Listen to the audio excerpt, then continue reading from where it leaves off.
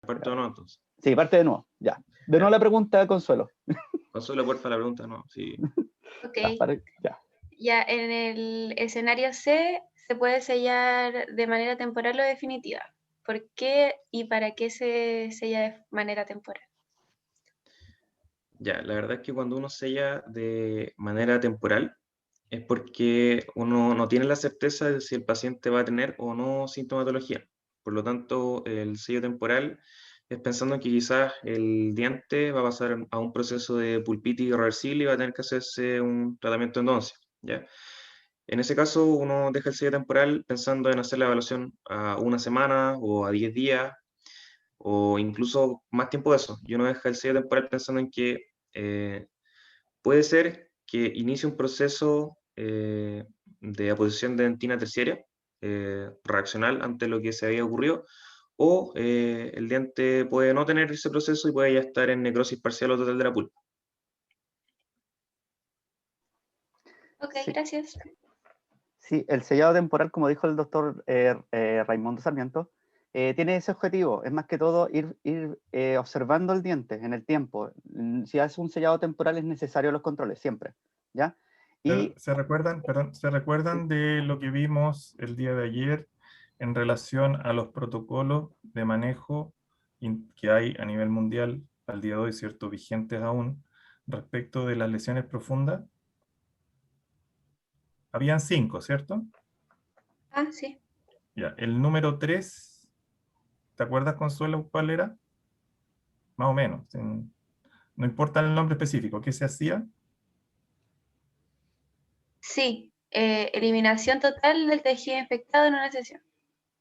No, ese es el protocolo 5. Pero Ah, el protocolo 3 es cuando tú hacías ah, eliminación parcial sí. y sellado definitivo. Y había otro protocolo, que era el 4, que es al que quiero llegar, ¿cierto? Que yo les dije que es un protocolo bastante antiguo. De hecho, ahí aparece como una publicación del año, me parece que 2004, pero la primera publicación relacionada con eso es de un autor de origen japonés, de nacionalidad canadiense, de la Universidad de Manitoba, que estableció lo que se llama la técnica stepwise o restauración en 2 fases para lesiones profundas, donde en la primera sesión, si se recuerdan, yo les dije que lo que uno hacía era una eliminación parcial de dentina infectada, por ende dejábamos dentina infectada en el diente, hacíamos un sellado transicional o temporal, ¿cierto? Ahí hago en realidad una adquisición un poco eh, sin importancia. Temporal se supone que es por menos tiempo que la transicional, pero da lo mismo. Que ustedes hacían un sellado transicional por un tiempo y luego, dependiendo del protocolo, que podía variar entre semanas y meses, uno volvía a abrir o hacer nuevamente la apertura de la preparación, eliminando la restauración que estaba como sellado transicional, y hacía la eliminación total una vez que se hubiese producido esa dentina reaccional, reparativa, a partir de lo que nosotros permitimos de recuperar el balance, ¿cierto?, hacia la salud a partir de quitarle el sustento en términos generales a la noxa, en este caso a la patología o lesión caries, ¿cierto? ¿Te acuerdas de eso, cierto, Consuelo? Sí, lo tengo en los apuntes. Ya. Eso estaría muy relacionado con lo que les planteó el doctor Sarmiento O. ¿Ok?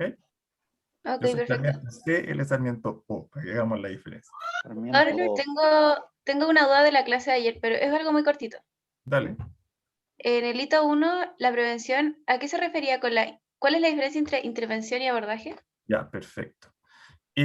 Yo les planteé, bueno, les vuelvo a pedir disculpas el día de ayer, no, parece que no era mi día, ¿ah? Yo soy, a pesar de mi edad, soy bastante tecnológico, me gusta mucho la tecnología, de hecho trato de ir en relación a tecnología de punta y a veces meto la chala por lo mismo, ¿cierto? Me compro la última cuestión que llegó y falla, pero trato de jugar, de hecho ahora estaba tratando de arreglar mi teléfono a lo técnico.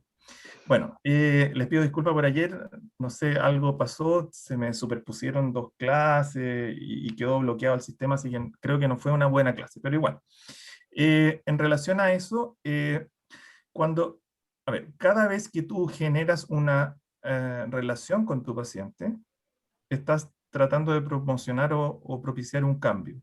A ese cambio, desde el punto de vista general, le llamamos intervención. Es decir, basta que yo converse con el paciente y le diga que él tiene, por ejemplo, una dieta muy alta en carbohidratos y que consume muchas veces carbohidratos en el día, y que ojalá tratara de disminuir los carbohidratos o al menos los trate de concentrar en un tiempo reducido.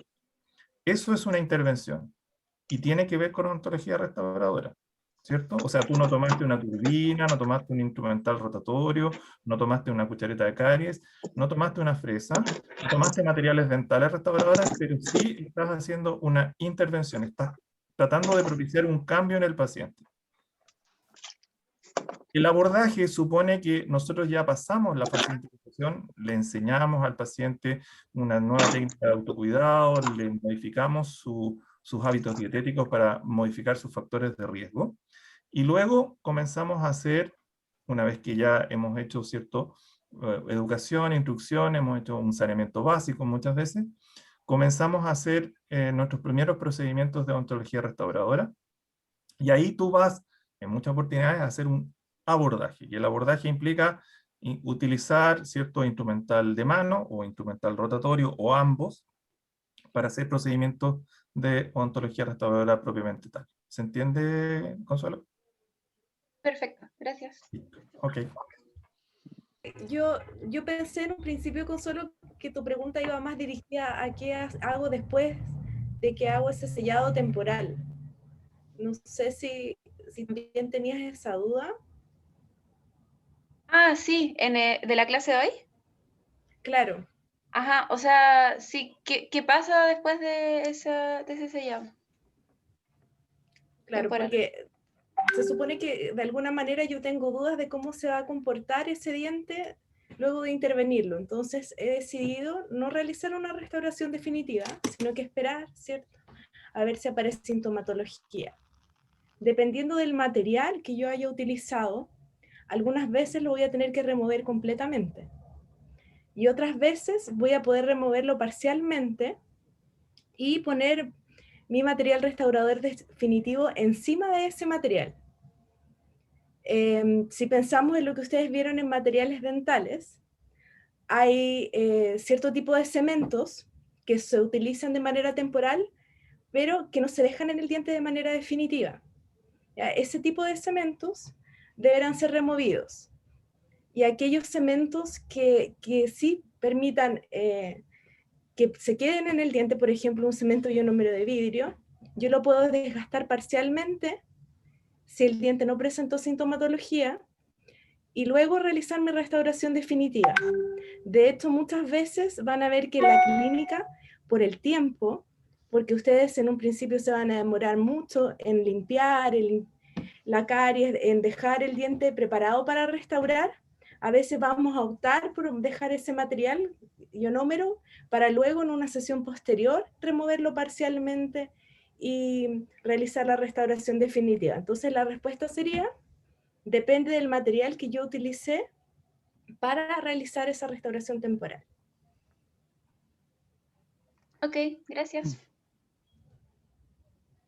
Sí, relacionado con ese tema también, obviamente muchas veces uno opta por dejar materiales como tipo ionómero vitrio como base, ya que ya se generó en cierto modo el sellado o la miostasis que uno quería. Entonces, y además nos sirve como, si lo eliminamos completo, si nosotros pensamos en eliminarlo completo, estamos estresando más el diente de lo que es debido. Quizá ahí no estamos generando una buena respuesta posterior. Entonces, por eso muchas veces se deja como base para que este cemento proteja y no estresemos tanto al diente tampoco, ¿ya? Obviamente esto pensando en la remoción parcial, en usar alta velocidad con agua para que así no se estrese más el diente, que esa es otra cualidad que después vamos a aprenderla en el proceso, ¿ya? Pero es muy buena pregunta, es su aporte, Consuelo. Yo haría un alcance. Me parece que es importante mencionar que hay un material que es antiguo, que no se utiliza mucho, pero no sé si ustedes saben que los materiales en base de óxido de zinc eugenol, por ejemplo, quedan en la dentina del eugenol, y esto inhibe la acción o inhibe los materiales de adhesión. Entonces es importante después que ustedes se encuentran, por ejemplo, con una base, con un diente que otra persona vio y colocó este tipo de cementos que son bastante buenos porque son sedativos para el dolor pulpar, por ejemplo, pueden producir una sedación del dolor. Después quedan, entonces hay que esperar un poco, hay que lavar bastante bien la dentina, hay que poner otro material más inerte y esperar un poco que el eugenol se libere de la dentina para poder hacer una técnica adhesiva que sea exitosa, para poder realizar un sellado. Eso sería lo único, pero eso lo van a conocer más a medida que vayan avanzando en el curso y también tengan más experiencia, pero es un material que es bastante utilizado todavía, ¿no? El eugenato, más conocido como eugenato. De hecho, otros Eso. materiales, porque el doctor Raimundo igual mencionó varios materiales que son como, ya están en desuso. Uno de los materiales que uno se puede encontrar en la clínica después como base cavitaria es el fosfato también. Fosfato Claro. que tiene un color más amarillo. Entonces eso también ustedes no lo van a poner quizás, pero sí lo van a encontrar, eliminando una amalgama, por ejemplo. Entonces eso también eran materiales que en realidad antes se usaban y hoy día ya hay otros materiales mejores. Inclusive hay otros materiales que no se mencionan que también sirven, que están en base a silicato también. Entonces, es bueno que lo sepan y que los vean también, que los busquen, cómo se ve un fosfato. Y así después no se lleva la sorpresa. Sí, o a veces pasa que hay dentistas como más antiguos que no estudiaron y que empezaron a utilizar la resina y ustedes se van a encontrar con ese tipo de cementos bajo la resina, con una resina totalmente despegada. ¿Ya? Va a estar bañada la cavidad en eso y sobre la resina. Entonces, son cosas interesantes que ustedes ya vayan dejando ahí como en la cabeza de que van a ir viendo más adelante. Sí. Claro, yo creo que lo más importante que tienen que aprender es que cuando ustedes sean los que inician una preparación y eliminación de caries y propicien este corte dentinario, ustedes ese corte dentinario tienen que dejarlo inmediatamente sellado, en forma idealmente. Si no hay ningún problema de una caries profunda, lo ideal es que ustedes siempre cuando hacen una restauración lo sellen, porque es parte también de la restauración del diente propiamente tal, pero esa dentina debe quedar sellada para evitar cualquier problema de infiltración, como habló el doctor, o de otro tipo, de dolor postoperatorio, etc. Contaminación. Vieron que una pregunta puede generar varias respuestas, varias intervenciones y en realidad... Perdón, y ahí también es relevante que lo que les decía el doctor Riveros, si bien la bibliografía es una bibliografía complementaria, si ustedes leen los dos papers que les puso Raimundo de Pascal Magne, van a encontrar el concepto de sellado inmediato, que se cree, en realidad a veces aquí siempre hay disputas respecto a quién es el dueño de una lógica o una técnica. Hay varios autores que se adjudican el concepto de sellado inmediato. ¿Ya? Uno de ellos es Pascal Magne. La verdad es que da lo mismo desde el punto de vista práctico. Lo importante es lo que plantea el doctor Rubin. O sea, cada vez que nosotros hagamos una intervención quirúrgica, un abordaje quirúrgico de un diente, que es lo que nosotros hacemos, por eso somos cirujanos dentistas, no solamente porque hagamos cirugía de extracción y esas cosas, sino porque estamos haciendo intervenciones, estamos abordando tejido humano todos los días, en restauradora de igual manera, tejidos humanos duros, pero que están íntimamente relacionados con su dueño, dicho de una manera simple, y eso es parte de lo relevante.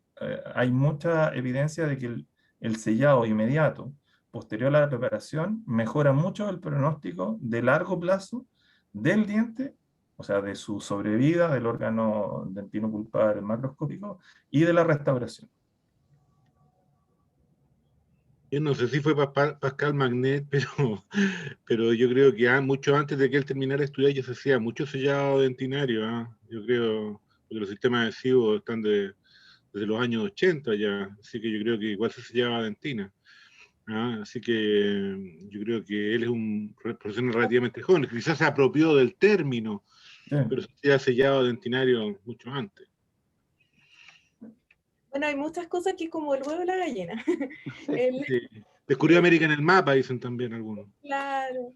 Pero al final es importante seguir estas tendencias con base científica, pues, independiente de que tal vez ya se hacía, él fue uno de los primeros que documentó esto, que lo estudió y que pudo realmente comprobar que funcionaba. No fue solo un dentista en la consulta que empezó a aplicar esta técnica y dijo, es algo que voy a promover para el futuro. Entonces, es algo que está probado y demostrado. Pero el que lo produjo por primera vez fue el que habló sobre la capa híbrida, que es Nakabayashi. O sea que yo creo que ahí está. Cuando uno hace capa híbrida sobre la dentina, está produciendo sellado dentinario. ¿O no? Claro, solo que él no lo llamó así. Patentó el Claro, nombre. es que en realidad, perdón, más allá ¿cierto? Lo importante es que alguien en algún momento consideró que asociar el término de la preparación definitiva con un sellado en el mismo momento, no esperar a la otra sesión o varias sesiones después, era favorable, y como dice Carolina, la, entre comillas, virtud que tuvo Magne es empezar a hacer trabajo de investigación y hacer publicaciones que permitieron establecer que era válidamente científico el concepto que, como dice Rodrigo, ya Nakabayashi tenía, no sé, 25 años antes. Porque mira, yo estudié antes, en los fines de los 80, principios de los 90, y ya el doctor Stenbecker enseñaba que el fin de la lesión era sellar la dentina, adherir la restauración y sellar la interfaz diente-restauración. O sea, eso también es sellado dentinario, ¿no? Pienso. Sí, no, sí, está bien, si el concepto es, el tema es el momento, es el concepto de sellado inmediato, que es lo que un poco Magne, como su apellido le dice, magnificó.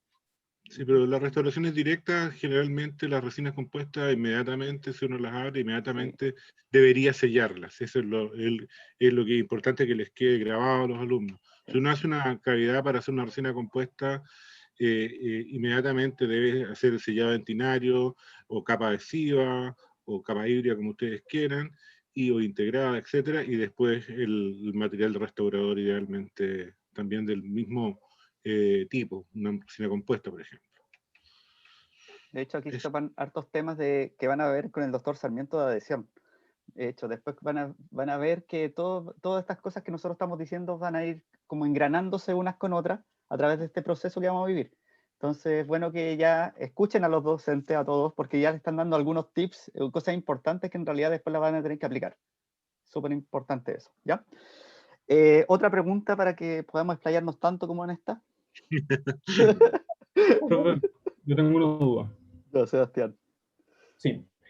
En la situación B hablaron de sellado inmediato de dentina, donde mencionaron dos caminos a seguir. Uno que era cortar la dentina expuesta a altas velocidades con diamantogrado selectivo, y otro que era a bajas velocidades y carbide y con autogravante. Me gustaría saber qué factores tengo que tomar en cuenta para elegir uno u otro camino. No sé si se entendió la pregunta. Yo sí entiendo la pregunta. Estaba hablando principalmente del protocolo de Pascal Mañé. Yo creo que pueden ser muchos los factores que pueden influenciar la elección, pero yo diría principalmente es la profundidad dentro del escenario B de la lesión y la habilidad del operador, ¿ya? Porque, por ejemplo, yo hasta el día de hoy hago eliminación de caries con baja velocidad para terminar con carbide, ¿ya? Y rara vez uso, por ejemplo, eliminación con alta velocidad porque no me gusta vivir tan al límite, no siempre tengo tiempo para hacer las cosas. Entonces, quizás si yo fuera, por decirlo así, más hábil con la alta velocidad, quizás haría eliminación completa con turbina. No lo hago, ¿ya? Y por ende sigo otro protocolo. Pero ese es uno de los factores. Ya, hay más factores a tomar en consideración. El otro que le dije es dentro del escenario B la profundidad de la lesión, para no sobreextenderme en una eliminación de caries. ¿Ya? También es algo importante.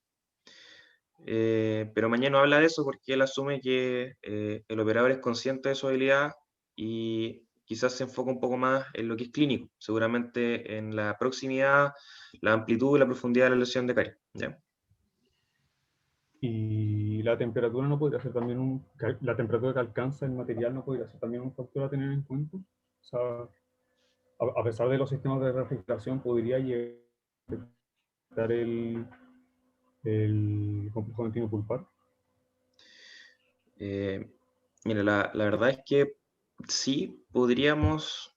Es que, a ver, cosas que uno aprende en clínica es que uno puede cortar el agua de la turbina. ¿ya? Entonces, no sé si Mañé toma eso en consideración, pero él habla de refrigeración por agua, si no me equivoco. ¿Ya? Entonces, sí podría ser, pero no creo que esté influyendo en este caso. Yo creo que lo importante para ustedes que están partiendo es siempre hacer la eliminación de caries a baja velocidad Sí. y cuidando de, como decía el doctor Sarmiento, estamos trabajando con un órgano que está vivo. Por lo tanto, cuando estén trabajando en el diente, una profesora siempre me decía, piensen que está vivo, por lo tanto no vamos a ir pasando instrumentos sabiendo que estamos generando calor, ¿cierto? Vamos a tener que parar, lavar, mirar. Por lo tanto, ese va a ser un procedimiento que ustedes lo van a hacer con tiempo y siempre de la manera menos riesgosa posible. Estos protocolos están pensados en el dentista que ya está ejerciendo y de alguna manera lleva años de práctica clínica. Por lo tanto, puede escoger qué hacer. Ustedes van a llegar a ese punto, pero en la parte como de formación, siempre es importante que utilicen esa estrategia, las que les mencioné antes, o sea, utilizar baja velocidad. Ahora, creo que también la pregunta iba respecto a la estrategia adhesiva. No, era sobre lo que estábamos hablando, sobre cuál de las dos opciones elijo. Me gustaría agregar algo a la pregunta de Sebastián, porque yo creo que los protocolos, a los que están recién llegando también, para Raimundo y para Carolina, el protocolo de la cátedra operatoria es siempre abrir las cavidades con alta velocidad y con refrigeración, jamás cortar. Está vedado cortar el agua de la turbina, incluso con dientes tratados endodónticamente, porque eso quema, daña el tejido dentario y no lo hace propicio para una restauración adhesiva incluso. Así que tengan cuidado con eso, no lo hagan. El asunto es que nosotros abrimos el esmalte, exponemos la lesión y después de expuesta la lesión en dentina utilizamos cucharetas de mano o utilizamos instrumental rotatorio de baja velocidad, a la más baja velocidad posible para eliminar la lesión de caries y nada más. Y eso no debería interferir de ninguna forma con la constitución de la dentina. Pero si ustedes ponen una turbina de alta velocidad sin agua sobre dentina, lo más probable es que produzca la muerte del órgano dentino-pulpar. Así que no lo hagan. Eso está malo. Incluso, bueno, a veces cuando elimina una caries de esmalte que está cavitada y la abre y se da cuenta que cuando llega a dentina está sana, no hay nada más que hacer. O sea, uno ahí eliminó la caries con la turbina de alta velocidad. Y toca la dentina y está dura, no hay ningún problema. Y después uno realiza la restauración sobre eso. Pero eliminar caries con alta velocidad tampoco se puede porque uno no tiene la sensibilidad que va a tener con una baja velocidad que permite que uno sienta cuando la dentina está más dura y disminuir. Recuerden que incluso ahora hay fresas especiales de teflón que eliminan solo caries y después se desgastan y se rompen solas para evitar que se produzca daño en la pulpa cuando llega a la dentina que está más endurecida. Así que tengan cuidado, el protocolo de la cátedra es abrir la lesión con turbina de alta velocidad, con refrigeración y eliminación de caries a baja velocidad. Eso por ahora, hasta que se reciban, por favor. Sí. Y cucharetas, que es importante. Esa piedras, ¿no es cierto? De diamante para abrir el esmalte a alta velocidad y a baja velocidad carbide. Y nosotros tenemos buen olfato. Sabemos cuando los alumnos no están siguiendo el protocolo porque sale olor a quemado. Sí. A cacho quemado, decían en antiguos tiempos. Lo otro, Sebastián, tú tienes que considerar que muchas de estas publicaciones ya tienen 10, 12, 15 años.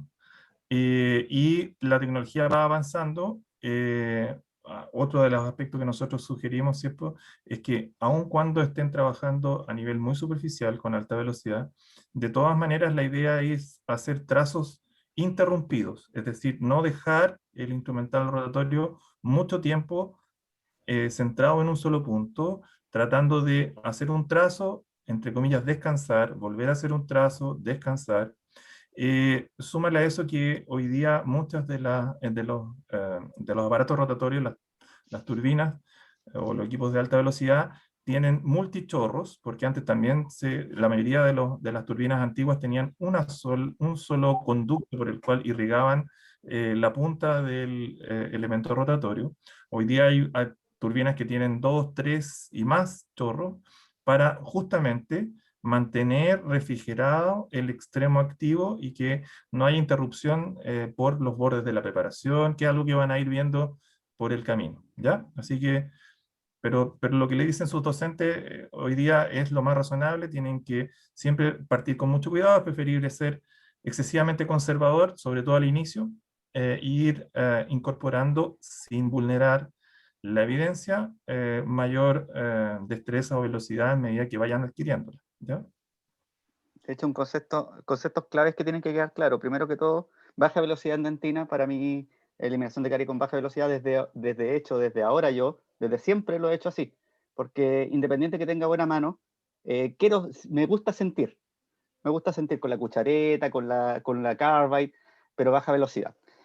Segundo, que nosotros con turbina, si es que nos excedimos, estamos eliminando quizás algún tejido dentario que esté generando la miostasis.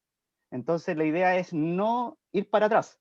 O sea, si es que hay dentina esclerótica, sellando, dejémosla ahí, tranquilita. Si lo hacemos con turbina, con piedra, por ejemplo, pasando piedra, vamos a eliminarla esa. Entonces al final estamos yendo para atrás. Y lo otro, el concepto de no generar más noxa cuando estamos haciendo las cosas. Por ejemplo, como lo que dijo el doctor Sarmiento con el tema de los toques. No presionando, sino que la dentina en sí, cuando está cariada, por lo general sale más fácilmente que obviamente un tejido sano. Entonces va a salir. Entonces no presionar tanto, porque eso va generando obviamente calor, que al final también va en desfavor de la respuesta pulpar que pueda haber. Un aspecto importante también en el diente que nosotros estemos trabajando, porque por ejemplo, si un diente que tiene muchas noxias en el tiempo, por ejemplo, un diente de un anciano, es distinta a la reacción que puede tener un diente que es joven, y también hay que tratarlo de una manera distinta quizás, dependiendo de los tejidos que tenga, ¿ya? Son varias cosas que van a ir aprendiendo durante el proceso, no solamente este módulo, sino que durante todo el proceso de la operatoria, nosotros les vamos a tratar de indagar eso. Pero lo que dijo el doctor Rubio es cierto. Eso, quédense con eso por lo menos ustedes, porque ustedes están aprendiendo recién, ¿ya? Ya, muchas gracias. Sí. ¿Viste? Nos sirve para explayarnos, Sebastián. De las dudas. Sí, ¿alguna otra duda? ¿Alguna otra duda, alumnos y alumnas? Profe, una pregunta. ¿Los papers del protocolo SIT los van a subir o tenemos que buscarlos nosotros? ¿Lo respondo yo? Ya.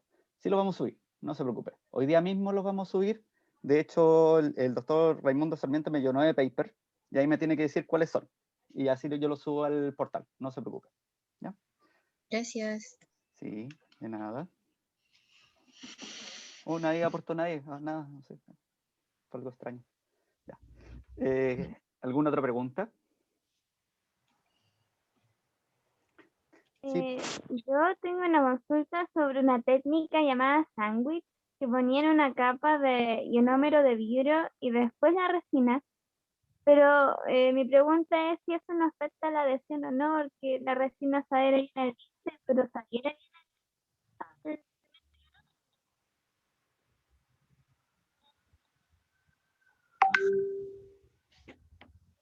Doctor Sarmiento quiere hablar. Ya, hable, doctor. Sí. Se nos fue, ya no aparece, ¿no? Yanara. Yanara. ¿Yanara? ¿Escucha, Yanara? No.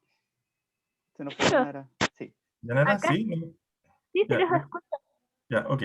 A ver, en términos generales, bueno, ahí lo que nosotros hacemos en las clases, sobre todo en este formato, es tratar de resumir y concentrar al máximo el material en un tiempo relativamente corto, ¿ya? Probablemente si ustedes estuvieran en la facultad, sufrirían con nosotros más tiempo porque con las clases presenciales tendemos a extendernos justamente por esta interacción y uno tiene más tiempo para exponer algún material, ¿ya? El hecho de tratar de hacer una actividad que sea factible y que ustedes la puedan ver y asimilar en un tiempo corto nos obliga a efectivamente no poder exponer todas las situaciones. Lo que tú planteas, efectivamente existe una técnica que se llama técnica sándwich. La técnica sándwich significa la combinación de al menos dos materiales para aprovechar las mejores cualidades de esos dos materiales. ¿ya?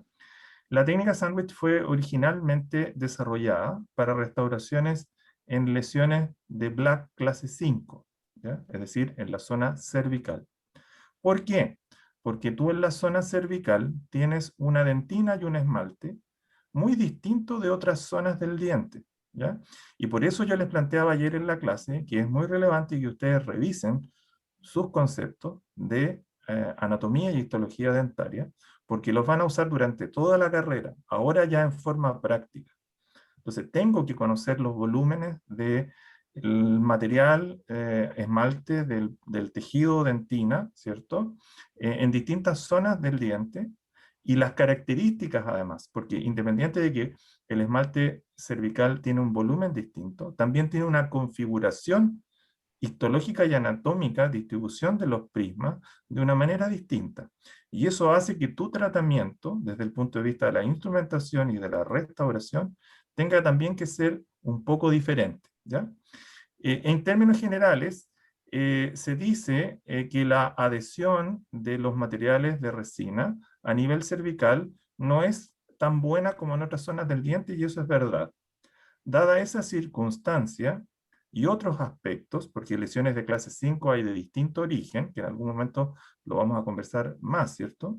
Hay lesiones de origen infeccioso, ¿cierto? Como lesiones de caries, tienes lesiones químicas, tienes lesiones físicas directas, como una abrasión, una persona que se cepilla en forma muy enérgica, o una abfracción, que es cuando uno aprieta los dientes y se produce una lesión física, pero a distancia, ¿cierto? Uno aprieta a nivel oclusal y se producen microfracturas y desprendimiento de material a nivel cervical.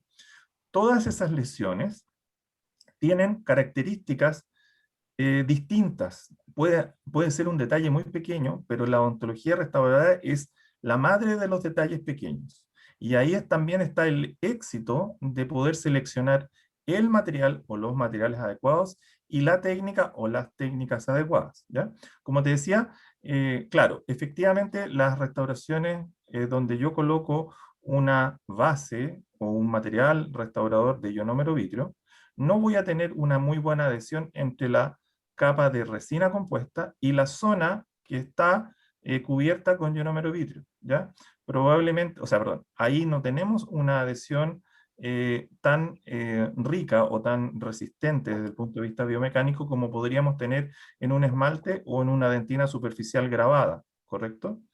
Pero ahí estamos privilegiando las propiedades biológicas que tiene el ionómero vitrio, la no necesidad de hacer un grabado ácido, si es que estoy trabajando con técnica con grabado ácido diferido o total, ¿cierto? Los autograbantes también han modificado un poco esa lógica, pero el ionómero vitrio es un material bastante bioinerte, ¿ya? Es más, hoy día se dice que en zonas donde el tejido está vital, el ionómero vitrio es bioactivo, que es una condición que describió un autor que se llama Cristina en el año 1999 y hoy día ha tomado cada vez más apogeo, ¿ya? El ionómero vitrio, como tú sabes, ¿cierto? De lo que viste en tu clase de materiales dentales, tiene una adhesión de tipo química, de características iónicas, a la superficie del tejido dentario, dado su unión con el calcio. Pero esa unión química, que uno podría decir extraordinario que haya unión química porque hay un sellado, si bien sí se produce un sellado, pero la resistencia adhesiva de esa unión no es tan buena como una adhesión micromecánica, como la da la resina compuesta en virtud de las técnicas adhesivas, que si bien no son químicas, tienen mejor resistencia mecánica. Entonces, la técnica sándwich aprovecha las mejores propiedades biológicas, en este caso, de unión química que no requiere un tratamiento tan agresivo a nivel de ciertas zonas de la dentina, a diferencia del composite, pero el ionómero vitrio tiene menor resistencia mecánica, es bastante menos estético que la resina, y tiene menos resistencia superficial también al desgaste. Entonces, se hace una combinación de una zona más profunda, recubierta con ionómero vitrio, y una zona más superficial donde ustedes colocan resina compuesta, y ahí tratamos de sacarle el mejor provecho a las cualidades más destacadas de ambos materiales. No sé si con eso está bien, Yanara.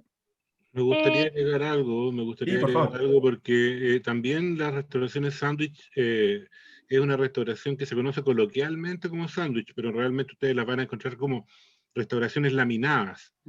La que escribió el doctor es la laminación vertical en el fondo, que se produce a nivel cervical, que la zona cervical hay que tomar en cuenta que es una zona de gran tensión, todas las restauraciones fallan en cervical, porque se transmiten las tensiones de la masticación específicamente es esa zona, sobre todo cuando hay bruxismo con mayor razón, y se produce incluso microfractura del esmalte. Entonces es una zona bastante conflictiva de restaurar.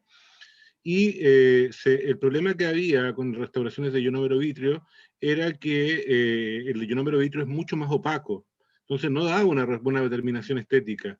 Y estas restauraciones empezaron porque se empezó a desgastar parte del ionómero y se terminaban con una resina compuesta sobre este ionómero para dar una terminación más estética.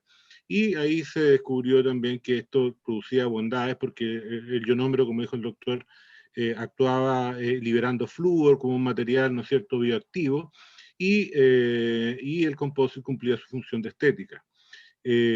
Ahora, estas restauraciones laminadas también se pueden hacer en oclusal o en ocluso proximal. También se puede hacer un ionómero y después sobre eso colocar la zona más profunda. No es necesario que cubran toda la dentina con el ionómero, pueden cubrir solamente la zona más profunda y agarrarse de la demás dentina que queda para realizar una adhesión con o sin grabado ácido y que también va a resultar, va a resultar un buen sellado y una buena mantención de la restauración en su sitio. Eso nomás yo creo que habría que agregar. Restauraciones laminadas también las van a encontrar más fácilmente. Qué bueno que le recalca el concepto de aplicar en los sitios específicos, porque al final, si llenamos toda la cavidad con un ionómero, obviamente y dejamos una pequeña capa de resina, obviamente vamos a interferir con la parte adhesiva. Ahora, siempre es importante aplicarlo en cavidades que no sean tan superficiales, que sean un poquito mediana o alta profundidad, y lo otro es aplicar en los sitios específicos, pero garantizando de que el otro esmalte, principalmente el esmalte y la dentina, esté libre de ionómero. O sea, porque ahí en el esmalte es donde nosotros vamos a tener la mejor adhesión y el mejor sellado. Entonces, en esos casos, oclusal, ocluso mesial, ocluso distal, lo que sea, que ustedes vean, siempre hay que certificar de que quede libre de ionómero lo que no donde no queremos que esté el ionómero, por así decirlo. Y algo más que quería agregar que se me olvidó.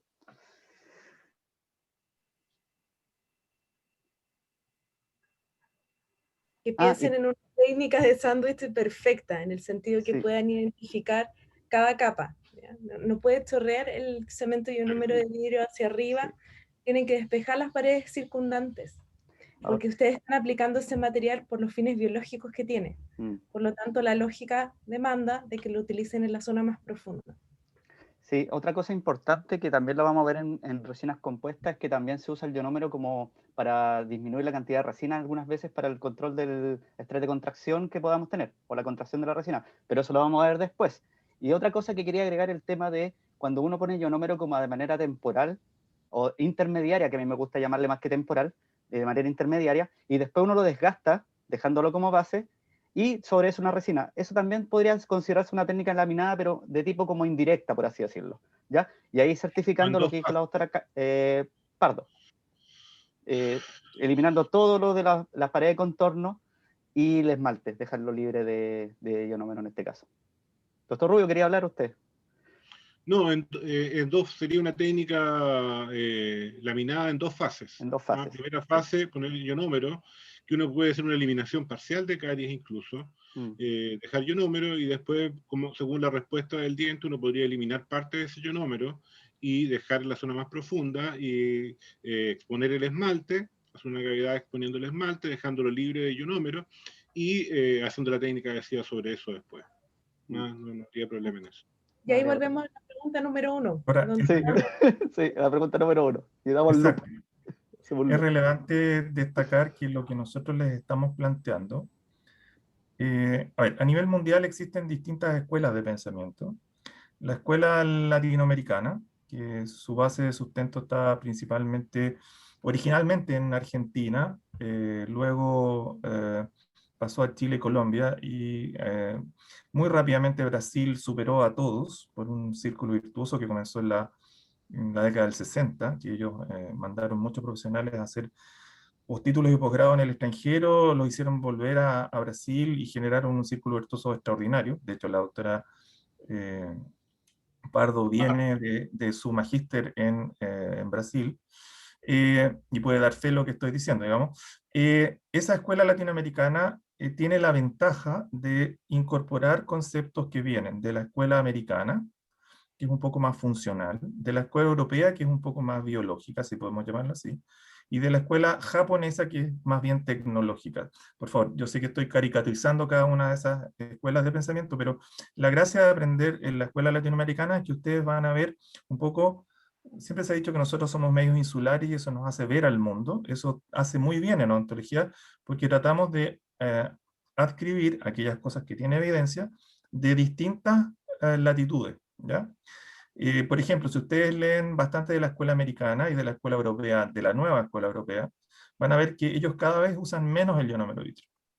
Pero no es porque sea un más material, sino porque ese material les quita tiempo, porque requiere de ciertos tiempos para su procesamiento, ¿cierto? Que ustedes estudiaron en materiales dentales, y que hace que los tratamientos duren, entre comillas, la sesión sea más larga, y eso hace que sea menos rentable. Lamento que tenga que decirlo así, pero es menos rentable para los profesionales. No hay mucha argumentación que valide no utilizar el ionómero vitrio por sus propiedades cuando está indicado, ¿ya? La escuela europea, como le digo, es un poco más conservadora, más biológica, pero ellos también han ido cambiando hacia un concepto de trabajar más rápido, que más rápido no significa necesariamente bien. De hecho, probablemente no sea así, ¿ya? Y por eso la idea es que ustedes, cuando comiencen sus primeras actividades de simulación clínica o de clínica, no tengan temor en demorarse, ¿ya? Nosotros no los vamos a presionar desde el primer día. Lógicamente los vamos a tratar de estimular a que vayan adoptando cada vez mayor destreza, mayor confianza y por ende tratando de disminuir los tiempos clínicos, pero siempre con un resguardo bioético de la salud de nuestro paciente. Si necesitamos usar más de un material, lo vamos a usar y eso es lo que le vamos a indicar en cada situación clínica, ¿ya? Si nos centramos en el tema estrictamente biomecánico y estético, claro, usaríamos resinas compuestas en todas las situaciones, probablemente. Pero no todo es estética y no todo es funcionalidad, ¿ya? Tenemos que pensar en la biología, tenemos que pensar en la vitalidad y en la preservación del órgano pulpar, dentino pulpar macroscópico, que como bien le decía la doctora Pardo, quiero reafirmar el concepto que la dentina de pulpa son una sola cosa. Entonces, cuando yo empiezo a cortar dentina, estoy trabajando sobre la pulpa, a distancia, pero estoy trabajando sobre la pulpa. Y mientras más me acerco, más riesgo hay. ¿Ok?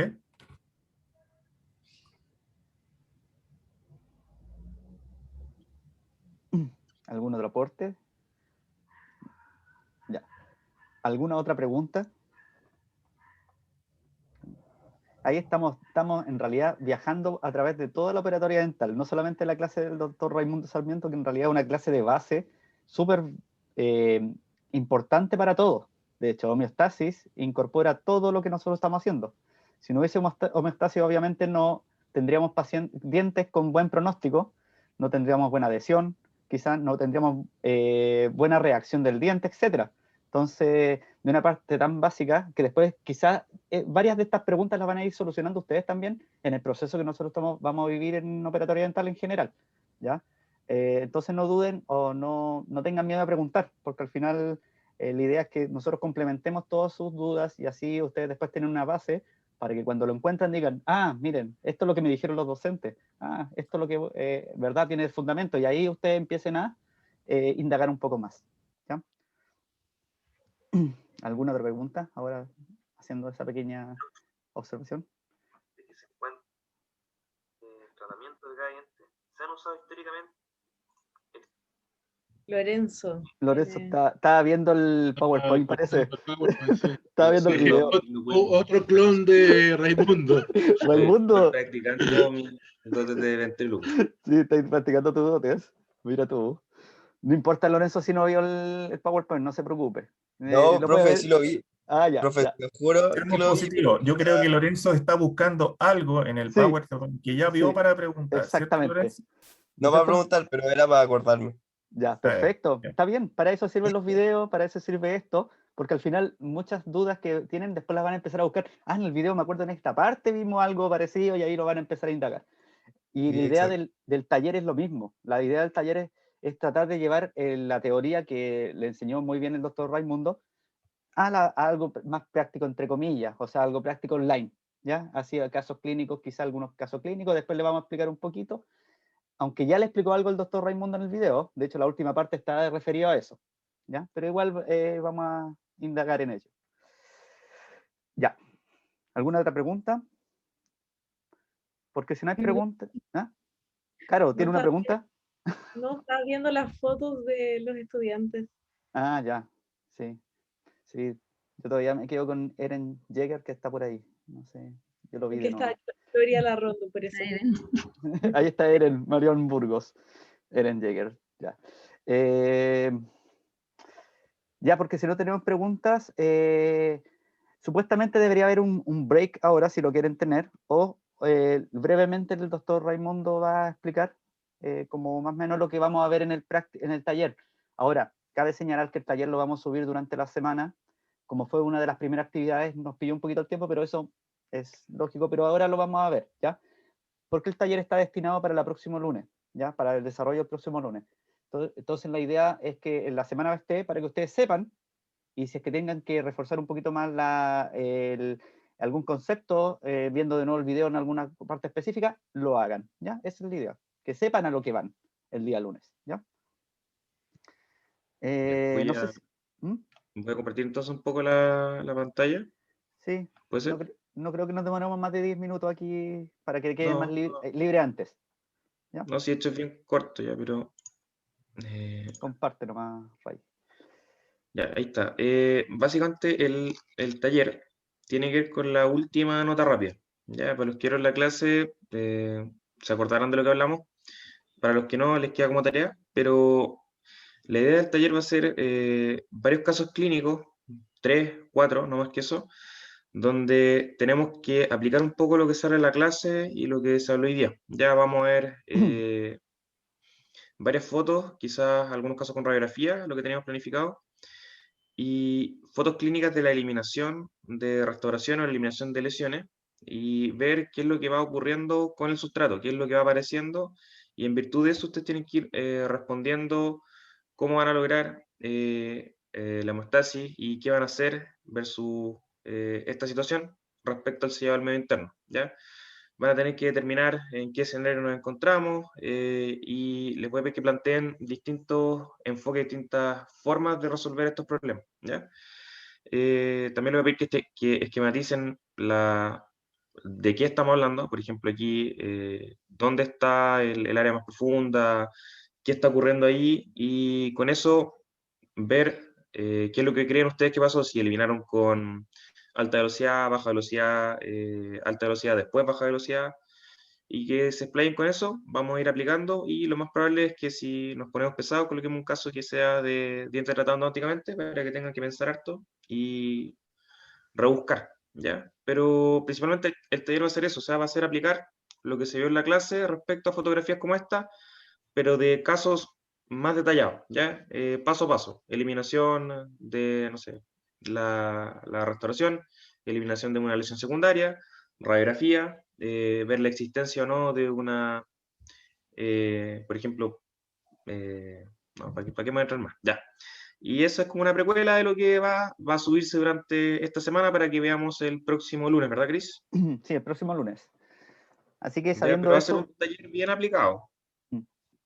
Sabiendo eso, obviamente se tienen que estudiar el tipo de protocolos que existe, enfocarse también en la parte de corresponderse con la clasificación quizás de las lesiones y la profundidad de estas relacionado con el protocolo. Eso es como el enfoque que tienen que darle. O sea, claro, vamos a estar preguntándoles, por ejemplo, la clasificación de según Mount y Hume, según Black, según ICTAS, o sea, a ver si es que pueden aplicarlo. Y después de eso ver qué tanto les resulta aplicar la clase, ¿ya? Así que eso, y Lo otro es, Cristo va a mandar los 2 papers para que los suba. Son 2 papers de Pascal Mañez, están como bibliografía de la clase, así que creo que incluso puse el vínculo para que los descargaran, ¿ya? Si no, igual se los vamos a mandar ahora. Ray, mejor elijamos uno de Pascal y otro que tenga ionómero, si es que tienes uno, ¿ya? Para que tenga Ya. las dos visiones. Así Ya, como ok, vamos a elegir la visión de estos. Pascal y la visión más perfecto. biológica, ¿ya? Si es que podéis. Y eso lo voy a subir, lo más probable, si no hoy día, mañana, ¿ya? Y el taller también lo voy a subir dentro de la semana, o sea, antes del día sábado, o sea, el viernes, jueves por ahí, ojalá jueves por ahí, ¿ya? Y ahí van a tener más detalle con respecto a lo que vamos a pedir en el taller y cómo va a desarrollarse el taller, o sea, con la estructura que nosotros determinamos ayer, que les mostré, con cuál estructura, ¿ok? ¿Alguna pregunta? ¿Alguna pregunta que haya quedado en el tintero? Todo claro, profe. ¿Todo claro? Ya, si está todo claro, voy a detener grabación